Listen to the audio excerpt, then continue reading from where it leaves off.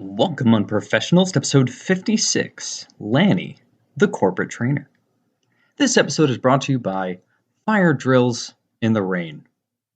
Fire drills in the rain. Your hair didn't look that good anyway. Thank you all so much for listening. Take a moment to please like and subscribe. Don't forget to share around this episode if there was something here you really liked. And make sure you tune in next week where our guest is going to be Mr. Derryberry. Enjoy Lanny, the Corporate Trainer. Today's podcast is presented by Podgo. Podgo is the easiest way for you to monetize your podcast, providing podcasters with a flat rate for ad space so you always know how much you get when you include an ad from Podgo. I recently joined as a member, and you can too. Apply today to become a member and immediately be connected with the advertisers that fit your audience. That's podgo.co at podgo.co. And please put unprofessional development in the How Did You Hear About Podgo? That will give us a little finder's fee. Thank you.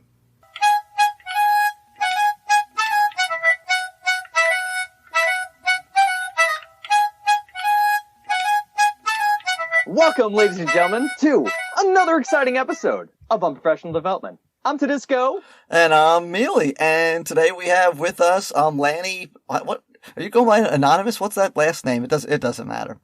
But it's a friend of Tedisco's who is a trainer, and we've already recorded one episode with him, and Mealy screwed it up. So this is the redo. So full disclosure, because I know you guys love to hear that stuff. But anyway, we have him on. We sometimes have people who are actual like educators in schools, and then some people who do education in other ways. So how are you doing today, Lanny? Oh yeah, so this I like to ask people how they're doing. I don't really care. It's more about me. He's obviously doing awesome. He's on the Unprofessional Development podcast. Duh, Tedisco. I am just overjoyed to be on the podcast with you guys because I actually have been listening and I love it and have enjoyed so many of them, especially Barenfeld, who I've also met. Oh, awesome. Yeah, we love Barenfeld. So you are a trainer, meaning you teach adults. How did you become a teacher of adults? So I'm probably the only one that finds this interesting, but I never planned on being a teacher.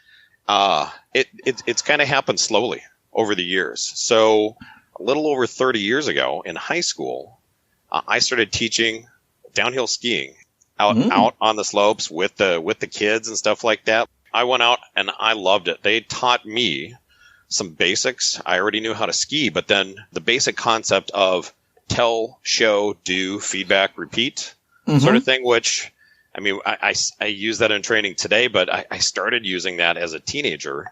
And what I really loved about it was that when the light bulb went off, I don't know if you guys use that terminology, the light bulb moment, but when they get it, that aha moment, and it's so satisfying. Yes, I call that teacher crack.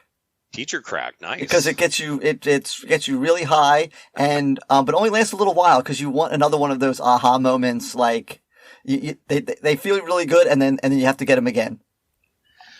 Yeah, you are absolutely right. You want them every time you teach, right? And the bummer is that you don't get them. Yeah, it's when somebody sells you some soap.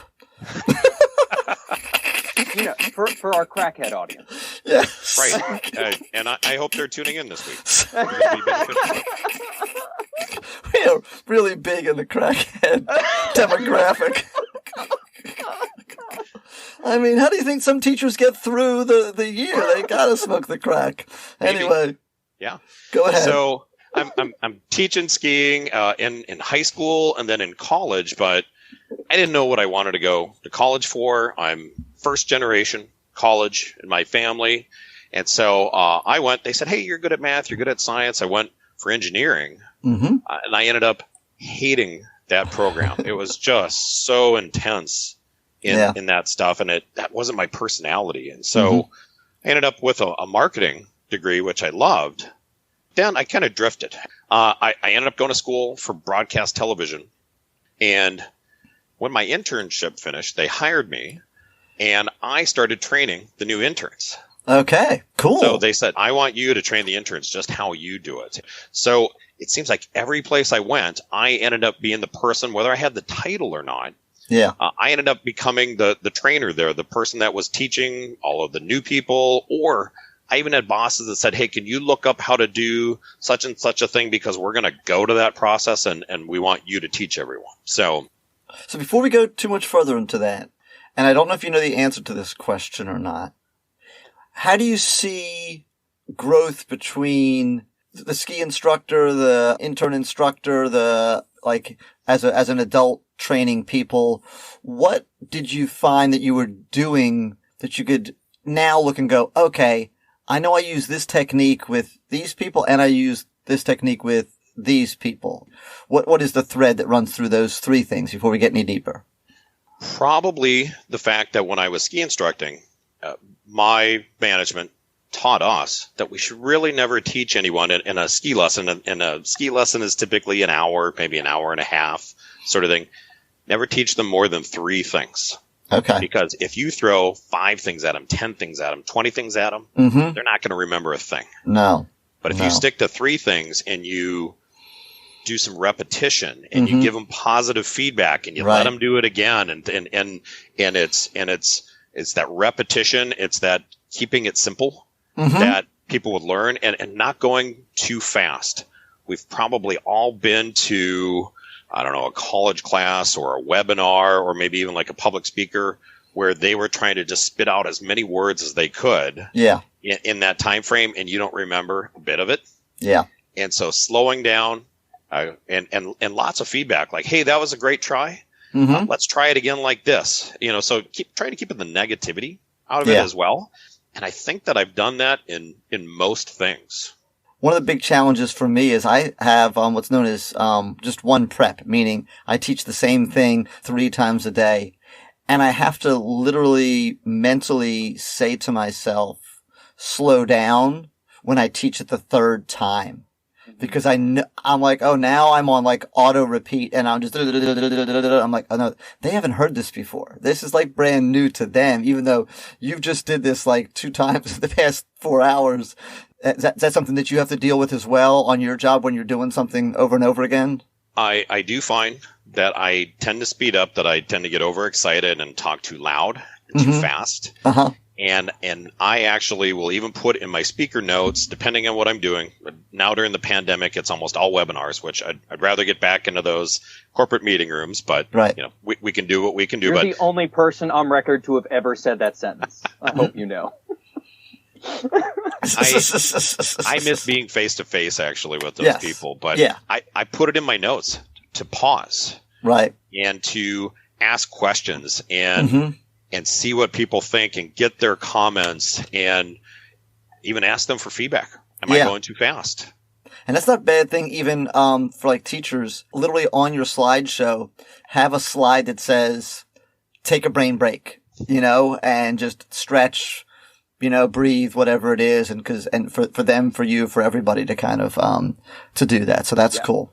I heard a story of a college professor who was doing all lectures, and so to give him to help him out, they asked him if he could just include in his lessons somewhere just times for people to turn and talk, and he didn't quite know how to do it. So literally, they just went into his PowerPoint slides and just added a slide saying, "Turn and talk to somebody about what you just heard," Mm-hmm. and they found his scores all went up. Like that simple thing. Because otherwise, it starts sounding like an episode of the Gilmore Girls. Everybody just talks way too quick, and I have no idea what's happening. I love the Gilmore Girls. Very entertaining. Yes. We do less and less on the kind of lecture side. Think about going to a college class, maybe a high school class as well, where someone just speaks Yeah. for 45 minutes, an hour and a half, and then sends you on your way to Yeah. do your homework, so to speak. Right. I read an interesting stat last year that said that when most people go to conferences, those conferences typically have a keynote speaker, and they kick off the conference, on Monday morning, and you're there all week going to all these meetings and trainings and all kinds of fun stuff. Mm-hmm. A couple weeks later, when they go back and they poll those people, most of them can tell you how they felt after that keynote speaker. Like they got them all fired up, like that was so amazing. But if you ask them what were the key points of that speech, they can't remember any of it. And it's because it's a lecture. There's Yeah. no interactivity. they're talking and talking a lot, and you're like, wow, that's amazing, but it's too long. It's too much. Yep. And so it's funny for me, who never got a formal education in being an educator. Right. I have had to now go back over the years, and I thought that I was this amazing trainer from all these other companies. Mm-hmm. But when I got to this place, I really found out how little I actually knew and how much more I had to learn. And so as corporate educators, about 80% of the time talking, and our learners about 20% of the time, do everything you can to flip that around. Yeah. Yeah. And so you talk a little bit, but then you get them reading, you get them to present back to the class and things like that. And so, but I have really flipped around that ratio and getting them to talk more and to interact more, because otherwise they're not going to remember anything at all. Unless you can use it, it's just going to fall right out of your head. Yes. So how does that work in a webinar? Very interesting. So learning programs, polls, surveys. Okay. I have started to, when I'm doing kind of live face-to-face sessions in the classroom, where I'll introduce a topic and then we'll send groups away. Okay, I want group A to talk about the first topic, and then you discuss what your thoughts on it, and then you're going to come back to the rest of the group in 10 minutes and you're going to present what you discussed, what your thoughts are on that. And I break people up. And so in maybe they're in 4 groups or 5 or whatever, but it's better than if I just talk about each of those topics. I'm more of a facilitator at this point. And so they talked about it. They're presenting it. They're engaging their brains and using that information. And the other groups then get to ask some questions of them, and the conversation's going back and forth. And I actually just get to interject a little bit. There you go. And that's where I really get to maximize the participation. They just get so much more out of it than just listening. Are you familiar, Lanny? Tedesco, I think you are, with the jigsaw method of teaching? I'm not. Okay. Tedesco, do you know it? That's where you tie somebody to a radiator and tell them the key is in their stomach. Yes. Yes, that's exactly right. No, so, and I'll kind of break it down. The lesson. See if this makes sense. And one of the ways to do this is, okay, everybody gets a letter and a color. So first, like, I want you by color. So everyone go, red group go here, blue group go here, yellow group. And then somewhere on that table, there's some materials to help them become an expert. And so the red group discusses those materials. They answer questions. They discuss it. Maybe they take notes and all that kind of stuff. Okay. And so now Mr. A Red, he's learned about this topic, the red topic.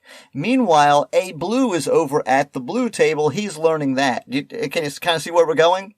Yeah. Everyone from A goes back to the A table, and red shares out what they learn, and blue shares out what they learn, and yellow shares out what they learn, and green shares out what they learn. And now everyone who's became an expert by it being in one group comes back and they share it with everyone else. And it's tricky to do in certain subjects. I've tried it a little bit in math. It doesn't seem to work as well as it does in history. I think it works really, really well.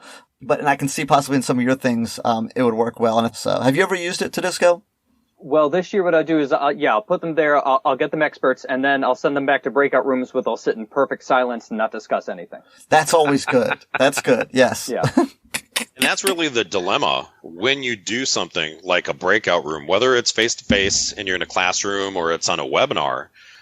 A lot of people don't feel comfortable, whether they're kids or adults, speaking in front of the group. They can't even speak in front of 3 people. I see that with my high school student that I have right now. He does not want to speak up at all. Yeah. When I see some of those folks that are repeating over the years that come back through things that are just super quiet, I'll kind of feed them. I'll butter them up, feed their ego a little bit, and just say, hey, I remember that you did a great job on this one thing. Yeah. And you were just amazing at it. Could you share that with the rest of your group? And that somehow, that empowers them to feel comfortable. And that tends to get the conversation going. Yeah. As I'm working with a lot of these groups, I also start looking at their kind of personality styles. And there's a lot of personality assessments out there, like Myers-Briggs and things like that, StrengthsFinder, DISC.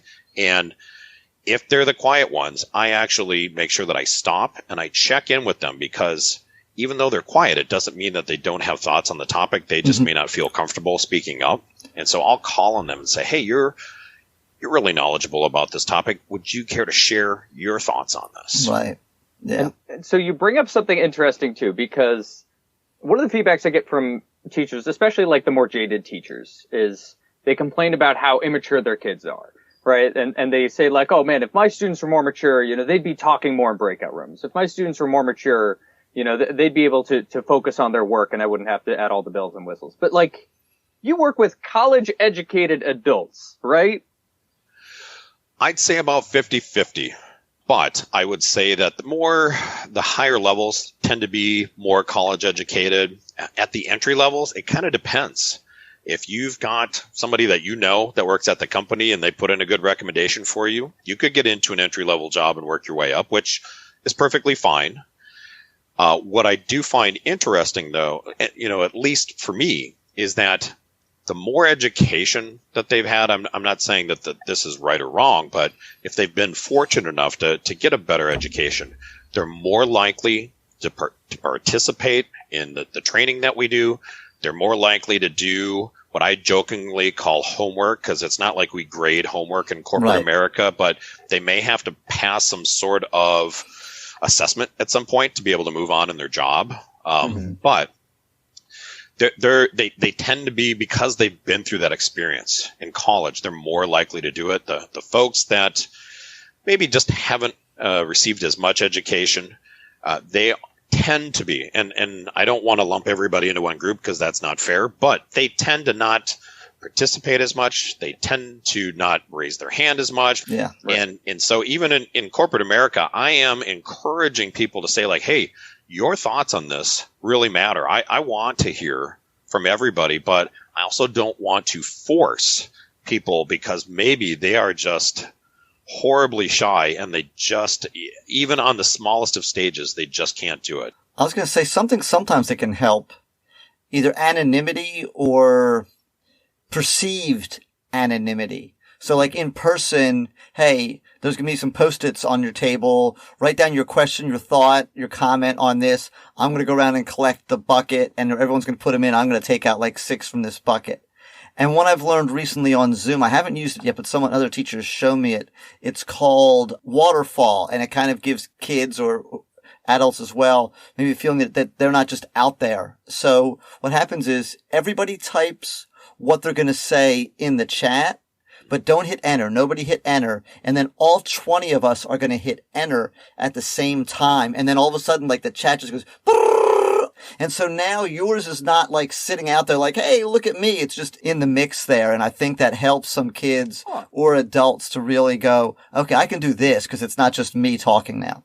That is a great idea because I do have to encourage people to chat things in every webinar. And I tell people, like, if you want this to be anonymous, I don't have to read the names. I can just read the comments that are coming in.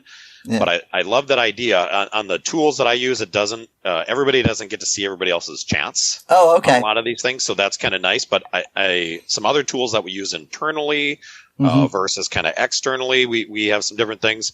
I think I'm going to use that. So thank you for sharing that. You're welcome. You're welcome. And I like this because I just like to remember that this isn't like a kid thing. This is just a human thing. Like this is just how humans learn stuff. These are the struggles all people have. So we can't all be blaming our students. So I'm sure in your trainings, you probably had to do some really boring ones, right? Absolutely. I will say that the most boring ones are the government mandated trainings. Those are the most boring tests for us too. Yes. and if you think about it, from a government perspective, like they're just trying to put this stuff out there. They're not thinking like, how engaging is this information, right? No. And so if we have to protect someone's health information, their health benefits and things like that, I think about in the workplace. Right. Or in my company, it's the season right now to get your end of year tax documents from the previous year. I know you have international listeners, but in the U.S. it's W-2s, and Canada it's RL-1s and things like that. But there are 100 boxes on those things. I've delivered the training where we go through and we talk about, well, box 1 has this piece of information. Oh, God, no. Box 2 has this piece of information. Oh, God. And I mean, the worst part is when you're at, well, 12A says this, but 12B says that.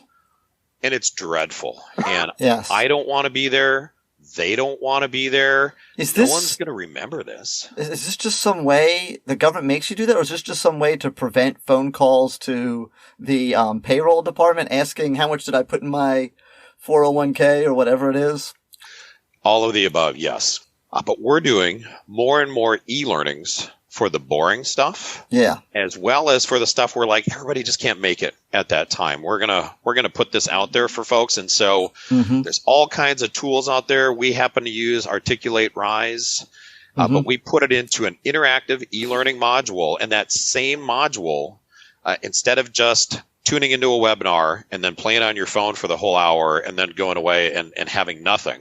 Right. It actually makes you interact throughout it. So maybe you go through a few slides and then it says, and there's a little quiz. We call them knowledge checks because people freak out about the words test and quiz, by the way. Yes, they do. Not only in school, but in adult learning situations as well. They hate those words. So we call them knowledge checks, which I don't know why that's nicer, but somehow that's easier in people's brains. Yes. And that's what my eye doctor calls it now. We're going to give you an eye knowledge check. Yes. But we put those along the way, and they can't continue on through the e-learning unless they get those right. And so they may have to go back and maybe reread a section or rewatch a short video. And by the way, we put very short videos in these things. I'm talking like I like to max out at about 2 minutes. Sometimes they might be 4 minutes, but it's little bits and pieces, maybe a little bit of reading, maybe a little bit of a video, then maybe a knowledge check. And this goes, I don't know if you guys use this sort of terminology, but we call it micro-learning.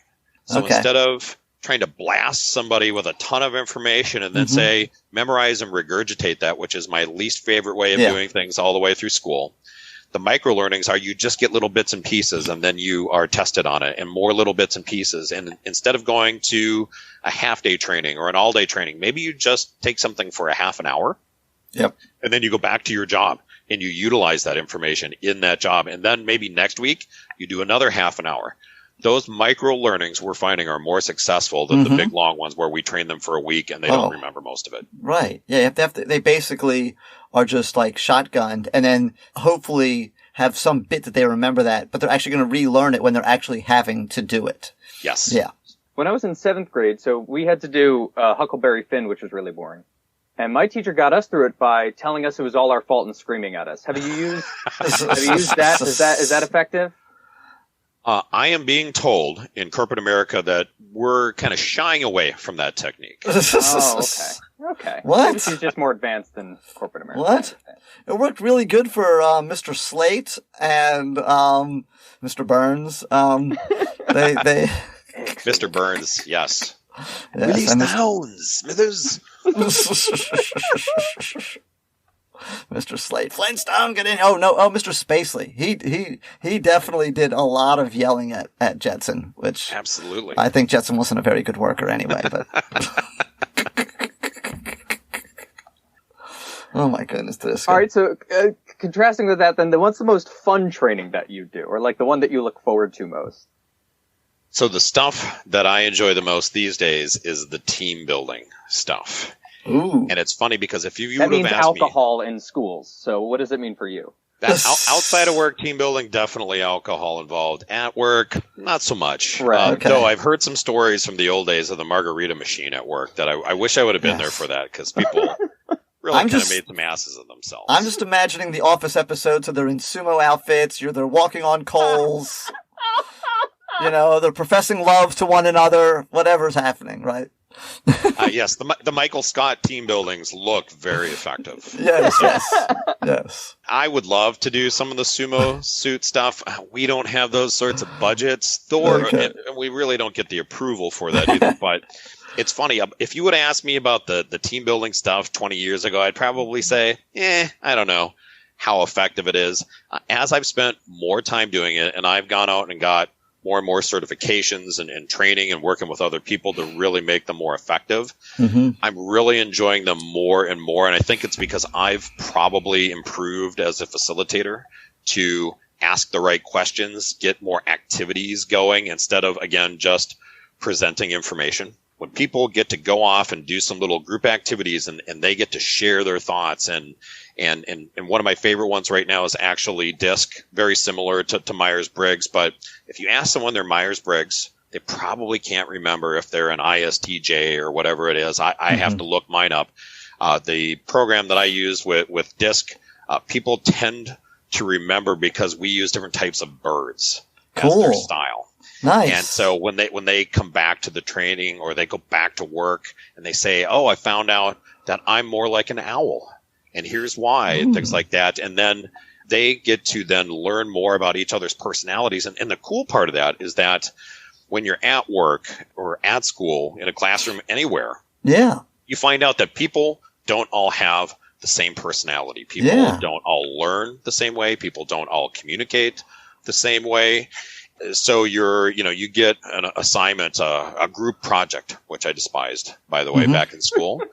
And everybody's supposed to do their group project. But let's say there's 5 people in the group. Right. One person doesn't do anything at all. Yep. The next person does like the bare minimum. The third person does like just over the top, like, with graphics and charts and, and like a full PowerPoint presentation. And the next person was like, oh, I misunderstood the assignment. And like, you can kind of go down the list, right? Oh, yeah. Like, and you get this hodgepodge and everybody doesn't communicate the same way. Everybody doesn't work the same way. And because they didn't work on it together, that group project's really just a mess. But too many cooks makes the soup perfect. That's true. Yeah. So the fun thing about some of these kind of team buildings and learning about each other's personalities and what they like to do and what they don't like to do and how they like to communicate and how they like to be recognized is that we talk about the golden rule. Most people probably learned some variation of that growing up, that treat others the way that you want to be treated. It's a simple concept. We all love it. But the reality is that we actually want to go from the golden rule to the next level. I've heard it called either the platinum home rule or the platinum rule. Yeah. Oh, okay. I was being sarcastic. It is the platinum rule, and it's that you treat other people the way that they want to be treated, not the way that you want to be treated. Because if my boss wants to recognize my birthday and put all kinds of decorations up on my desk, me personally, I don't care for that sort of birthday celebration. I'd rather that somebody bought me a beer and a cheeseburger.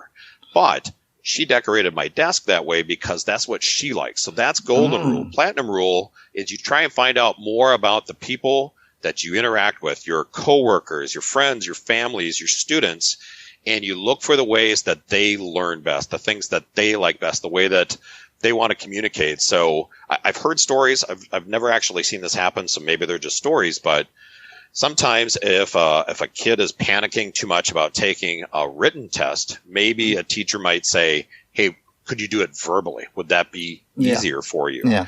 And it's just because of their personality, their style, the way that they're wired. And when coworkers get to learn about each other that way, and I think students could too, then they're like, oh, well, if we're going to do a group project this way, well, Johnny really probably needs to do the presentation, but Susie probably needs to put the PowerPoint together, and you can go down the list because you're utilizing people's strengths and what they're good at and what they enjoy doing.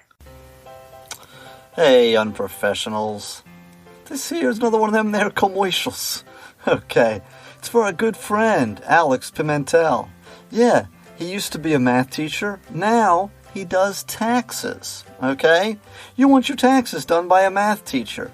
You want to make sure it's done right. Just like those other things you have math teachers do when you struggle with, have a math teacher do your taxes. Or if you are a math teacher and you just don't feel like doing it, you just send it on to him. Alright? His prices are reasonable, starting at $75. He can do all 50 states. I live in Arizona, but I work in Oklahoma. Okay? Who are you, King Tut? But anyway, sorry, Steve Martin fans. But well, it's an old reference. Going back to the 70s for some of you guys. You want to get your taxes done, but you don't feel like doing them. So you go to PimentelGarcia.com. The connection's in the show notes down there. You just go down to the show notes, you click on that, it takes you to the website, you connect with Alex there. He does your taxes for you, gets them done lickety split. Alright? So that's what you need to do. So thank you guys. Thank you for supporting a teacher who is trying to go out and get a little business started. We appreciate you. And now, back to the wonderful show.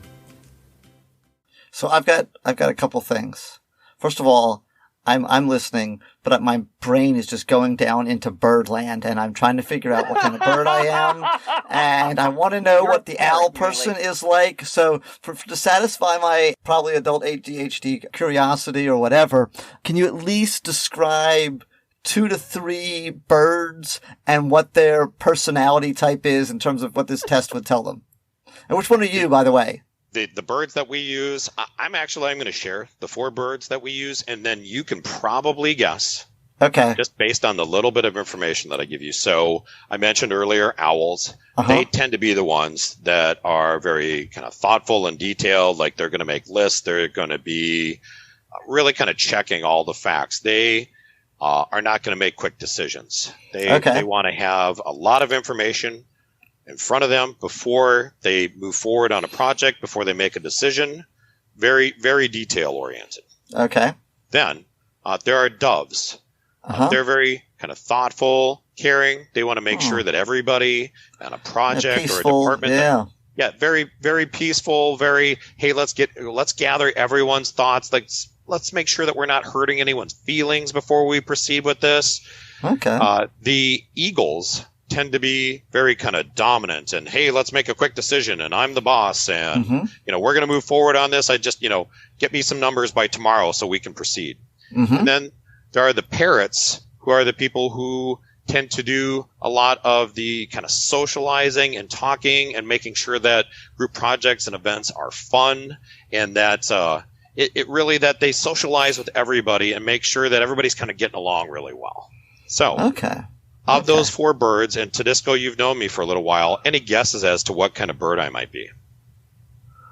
Could you be a hybrid? Yes, you can be a hybrid. You're like a half eagle, half parrot. You're partly right on that. I am very parrot, actually. Okay. I am partially peacock because I like to show off, and I am pigeon because I eat a lot of garbage. Okay. How's that? I'm owl, not because I'm detail oriented, but I do regurgitate after I eat. Ooh. And then I peck through it. And you stay up late? Oh, that is true. I do stay up late. He does. Oh, that's too funny. Okay. All right. And then at the end of the training, everyone has to put on like a little bird hat and flap their wings and run around. Yes? Lay eggs. They don't have to put on the bird hat, but I do suggest that they maybe display their bird type at their cubicle. Okay. Maybe cool. on their desktop, on their computer. I also recommend, I just did that session with a group this past week, and I asked them to keep a chart up, maybe next to their monitor, that says what each bird type is like. Okay. Because then the owl, who likes to give a lot of details, maybe they're giving a project to a parrot, and the parrot's thinking the whole time, like, they're killing me with all these details. Like, this is awful. Like, they're micromanaging me. Right. If the owl says, you know what, I need to deliver this in a parrot style where it's exciting, it's fun, and then they can get the details later, that person is more likely to respond to that. And that's that platinum rule in life instead of the golden rule.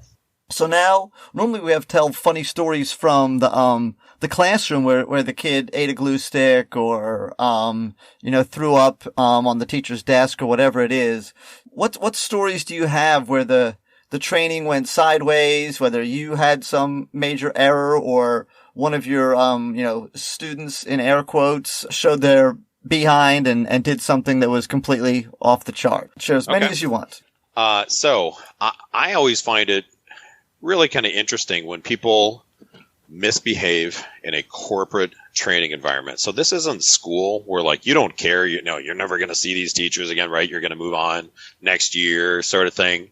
In the corporate learning and development environment, like, you're going to see me all the time. I talk to your managers if you're going to misbehave. It absolutely fascinates me these days that we're actually seeing more and more bad behavior in new hire training groups.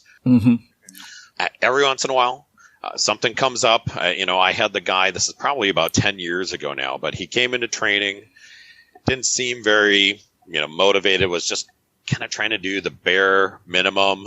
And then at the end of the 2 weeks training, we were talking about, is he going to need more training to really kind of ramp up on this stuff? He didn't seem very enthusiastic. We found out from that guy he quit at the end of the 2 weeks. And the human resources person asked him why. And he said, well, I was forced to take 2 weeks off from my other job. And so instead of just sitting at home, I thought I'd go through your training program and get paid for it. Nice. Wow. Nice. So he had no intention of staying. He collected a paycheck for a couple of weeks instead of sitting at home. There you go. Yeah, he's double dipping. Okay, got himself maybe instead of going on vacation, he saved up some money, maybe paid off a car or whatever. Yeah, good deal. Maybe so. So that's just fraud, in my opinion. Yes, it is. But did you still pay him or no? Have to. Right. Hourly employees, salaried employees, there's state laws in every state that if they work and training is part of work, they have to be paid. Yeah, it's not worth it. It's not worth it to try and take them for fraud. Yeah. That's like when you hear people getting approved for like their 2 weeks vacation, and then on their way out they put in their 2 weeks notice. Yes. Now, and sometimes that's actually preferred because most people, if they've given their notice, they're not going to really be all that productive anyway. No. And so you get what you can out of them, but a lot of times people just get sent on their way anyway because you don't want them screwing something up. Yeah. Yes. Absolutely. Well, not the exact same of that. I don't know if I've shared this on here before or not to Disco. So one of my students was absent for a week, right? And they come back and I'm like, where were you? And they're like, oh, I was at such and such high school. I'm like, oh, what happened? Did you move and come back? Oh, no, I just went over there just to visit. And I'm like, what? Like, so they went to this high school, which is like a large high school, like that has like thousands of students. And I'm like, so what did you where did you go? She's like, well, I went to lunch and hung out at all the lunches. And, if one of my friends had like a substitute teacher, I'd go to that class, or I'd go to a class and say my schedule just changed and that's why I'm not on your roster. And like, they literally Tom Hanks living in that airport. They literally were at this school for like a full week, no one didn't get suspended, didn't get questioned. You know what I mean? They were just there the whole time and just did that. And I'm thinking to myself, you know what? That's probably happened at my school. I bet you there's been someone who sat in my class. I know I've seen kids sometimes, they come in my class. I'm like, what's your name? George. Okay, you're not on my roster. Well, I just got my thing changed. And then I just don't see George again. So. What a nerd. You cut school for a week to go to school? Yeah. It's so weird. That is weird. But they just wanted to hang out. That's too funny. Okay, hit us another story. Yeah, so I had one guy that came in and started off with a lot of questions. And I've done training programs where maybe they're new hires and they're training for a week or 2 weeks. And so they spend a lot of time with me. And lots of questions at the beginning, but the questions started becoming more and more aggressive as kind of the first day goes on and into the second day. And it really gets to the point where it's becoming argumentative. Aggressive, like, why do we have to learn this kind of thing? That sort of thing, but also like, no, that's not the way it's done and blah, blah, blah. And it's like, yeah, actually it is the way that it's done. And so I don't want to be unprofessional, no offense. Yes. To your podcast in my corporate learning environment. Right. But so I start kind of at the breaks, start checking in with him. And this is a technique that I've used for a while now. If somebody's being kind of misbehaving in a training class, sometimes I'll just go and stand next to them. I don't have to stand up at the front of the room. Standing next to them tends to kind of take them out of their element a little bit. Teachers do that as well. Yes. Yes. Yeah. But I'll catch them. Like I'll take a break early, whether it's a 2 week training program or even just like a 2 hour session, and just say and catch them in the hallway and say, hey, how's everything going? Do you have any questions, any concerns about anything? Because that's the point where they normally tell me like, oh, well, I had a flat tire this morning, or my babysitter didn't show up or whatever. And then I can usually say, oh, I understand.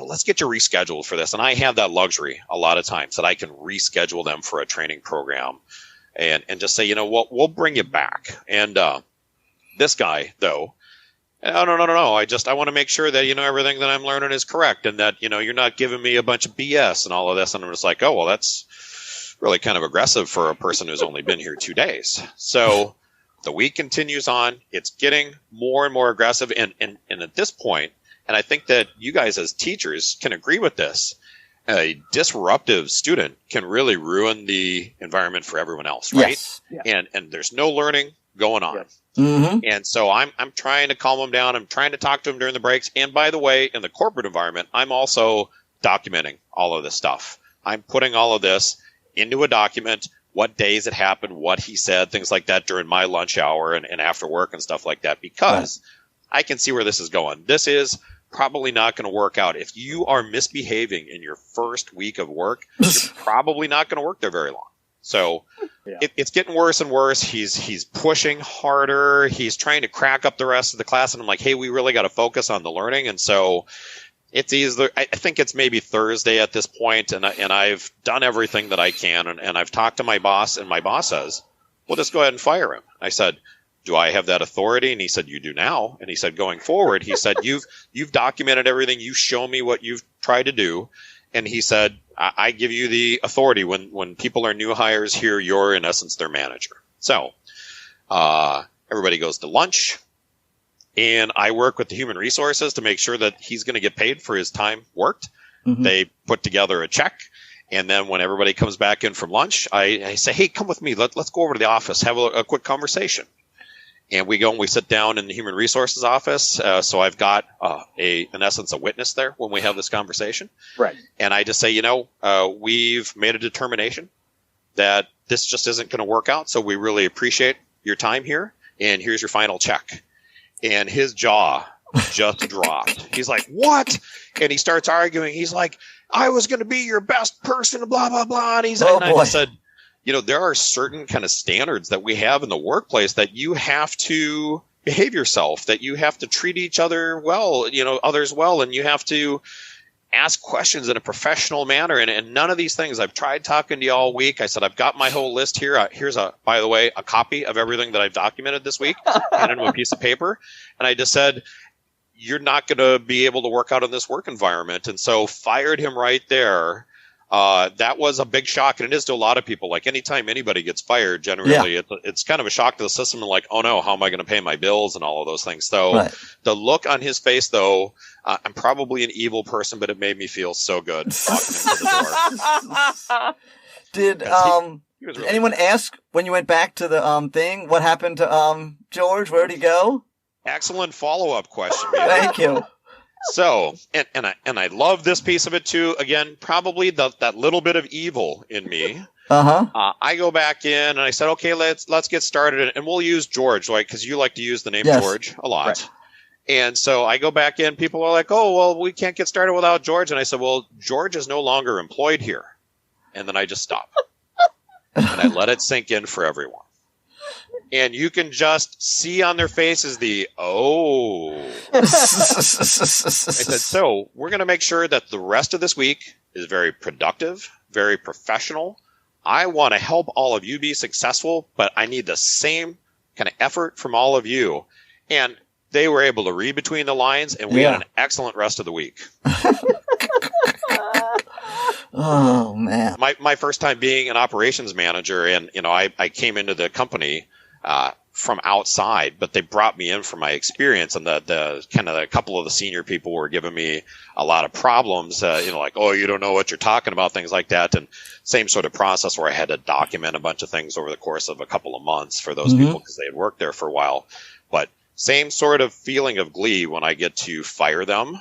And then when I get to let everybody else know that, hey, here, they're no longer working here and we're going to have a professional working environment, that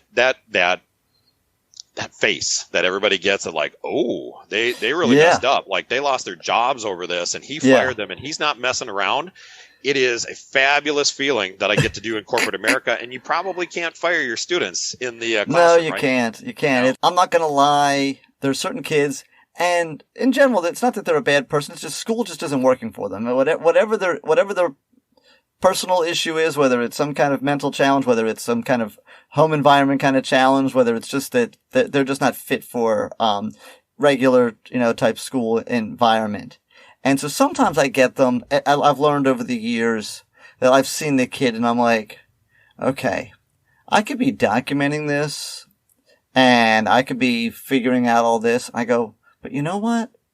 They're going to do something so heinous outside my classroom that I'm just going to just manage them. And then, we get an email.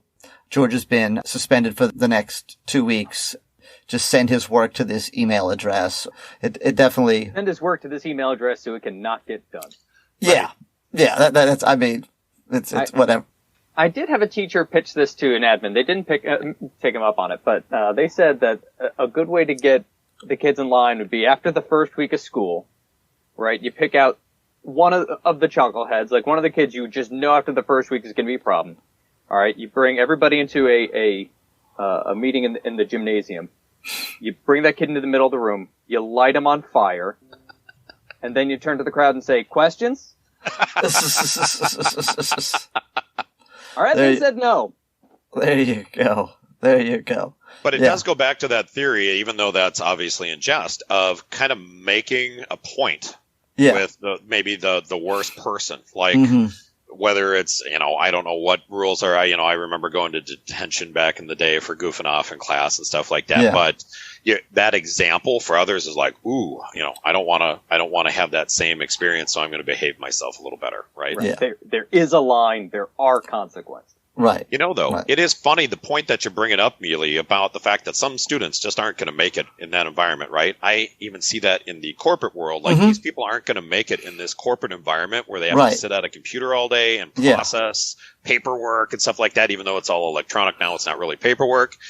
I find it actually really interesting when I've read about other parts of the world where, say in Germany, where they kind of pick them out in kind of a middle school style age and say, are they going to go in the kind of college track high school, or are they going to go to more of a vocational high school? Because I think about my dad, very successful. He didn't finish high school business and he remodeled people's homes, but school wasn't his thing. Yeah. Yeah. I think that we should have that sort of thing in the United States, because maybe that college track just isn't for everyone. Yeah. And it still exists at some schools, and I'll say this, and I agree with the fact that to some degree what happened, and I understand why, is that the baby got thrown out with the bathwater. And so where there were kids who were put in that track maybe that should have been given a better chance, but because of their demographic, whether it be their race or whether it be their income, they go, oh, he's that kid from that neighborhood, so we're going to put him in the vocational track here. Okay. And I think to some degree it became problematic. And what's sad is that there are plenty of kids from every demographic who would be better off learning some HVAC or how to weld or how to do hair or whatever it is and be much more successful, because they don't need to go to college and get college debt. But and I don't know how to fix that where you're doing it the right way. And not like, putting kids in there just because of what your opinion is of their, I mean, we know there's going to be slime balls out there who are going to use that as an opportunity to try to segregate schools. Right. And that's really kind of, I think, what it was seen. And so there was a pushback against it. But I also know, the students who give me, the second most amount of trouble are the kids who already know what they're going to do after high school. They're like, all right, I'm going to go fix cars with my uncle. Yep. I'm going to drive a tractor. They have it lined up. They don't need to read of Mice and Men. Mm-hmm. And I agree with them. I'm like, you don't. The kids who give me the most trouble are the ones who think they know what they're going to do after high school, and it's become a professional sports star or a YouTube star or rapper. Oh, God. Those are the ones who give me the most issues. Yeah. Well, here's another example that's kind of adjacent to that is the teacher that is going to get in trouble. So this is about my second or third year, okay? And so this teacher, they got transferred from another school. And I don't know for sure, but I think that they had literally been transferred because they hadn't been successful already and they were trying to give them a second or third chance. So they're part of our team. We're all teaching the same subject. The first thing they did, which was not wise, was, speaking of tracks, they complained because they had all standard classes and claimed they wanted to teach honors classes. And so they pushed, and I don't even know I don't know why that squeaky wheel was greased, but they greased it and they gave her the honors classes. And so my partner, my buddy was kind of upset that he'd gotten some of his honors classes taken away to be given to her. Okay. So then it comes time for the, first test. And so we, this is back, we didn't use, any kind of software or whatever. We just had a printed test. And so she asked us for the answer key. And okay, that's maybe she wanted to do it quickly or what, didn't want to feel like making her own answer key, whatever. And I get that. But then my buddy was talking to her and something that's really simple, and I don't want to write it out, but this is like Algebra 2, basically. So this is like 10th grade math, and you're a math teacher. So he says to me, should I say something to admin about this? Yes. And I said, you know what? I said, she's so horrible. I said, if you are pooping in the classroom every day, no one needs to say, hey, there's poop in that classroom. Eventually, there'll be enough poop. The stink will be in the halls and in the whole building. I said, she's teaching honors kids.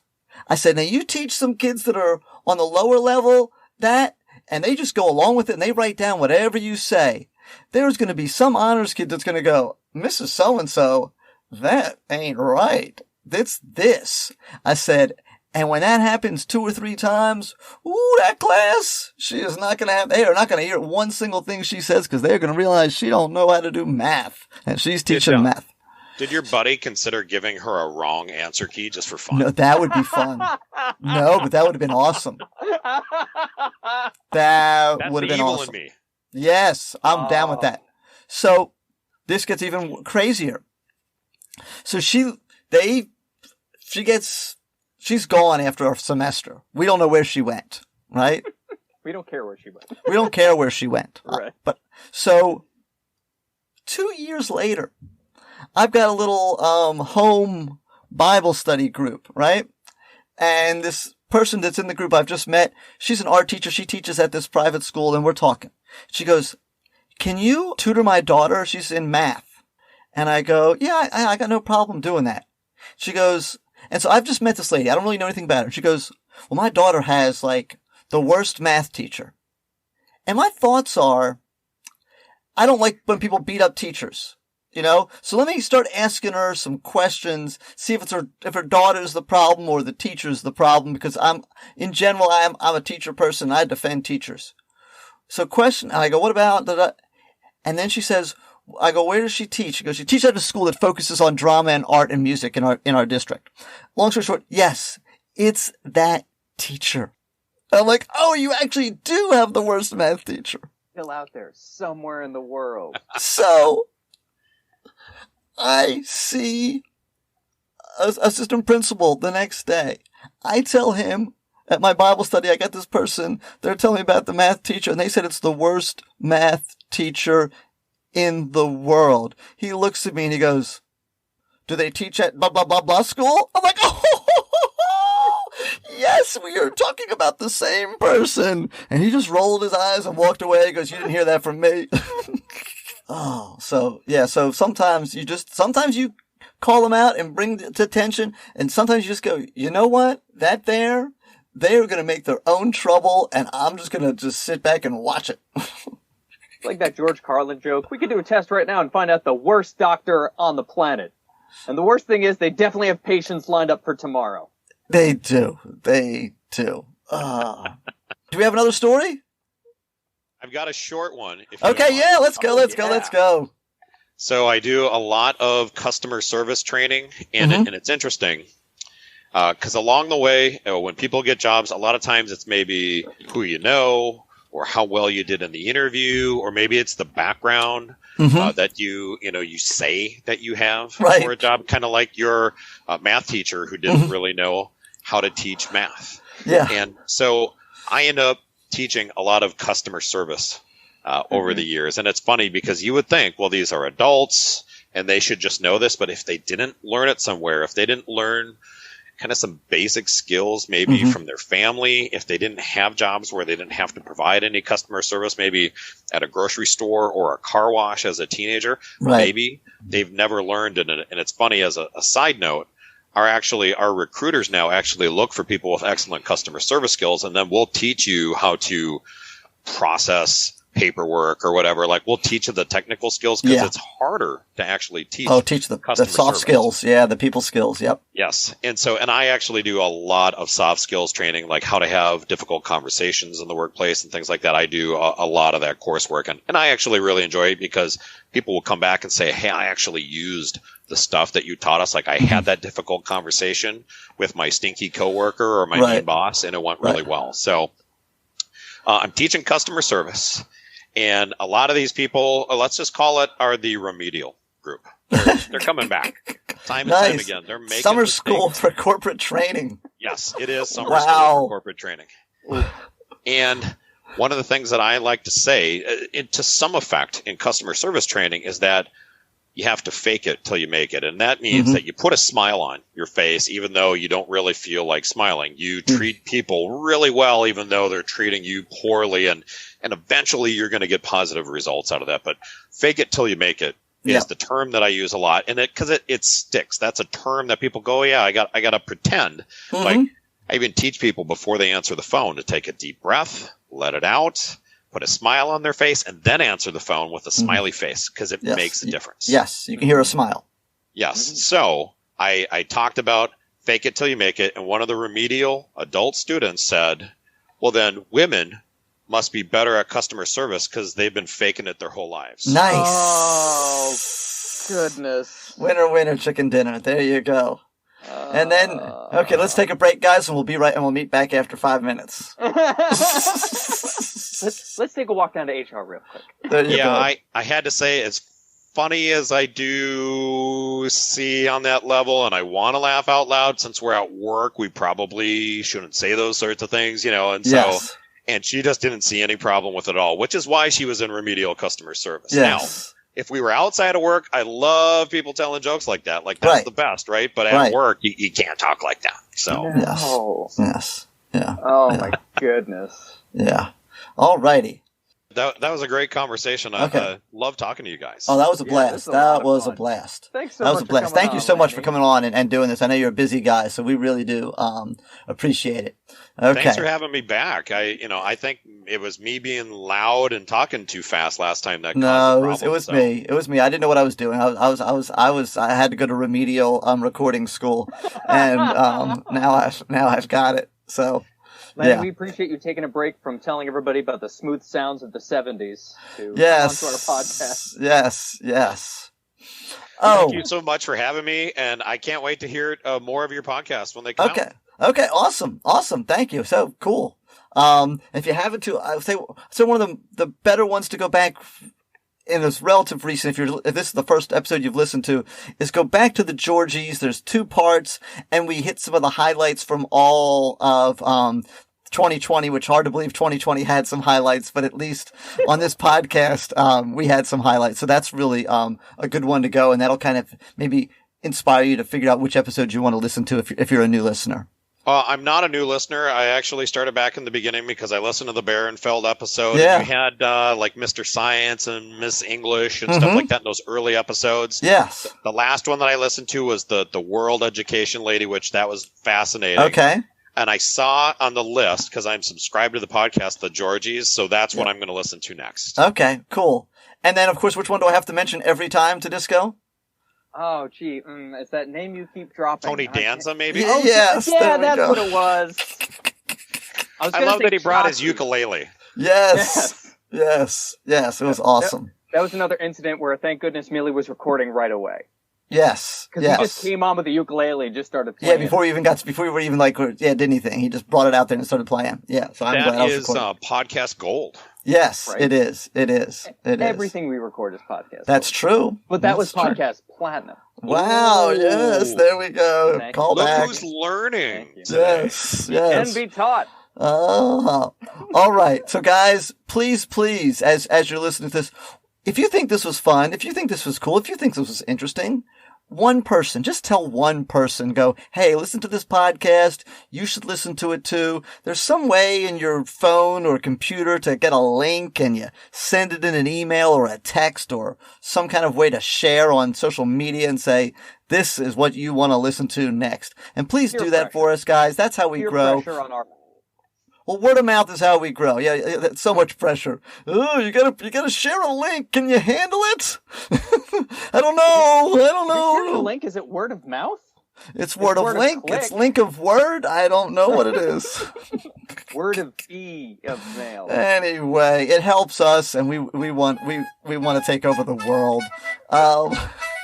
And as we always say, stay unprofessional.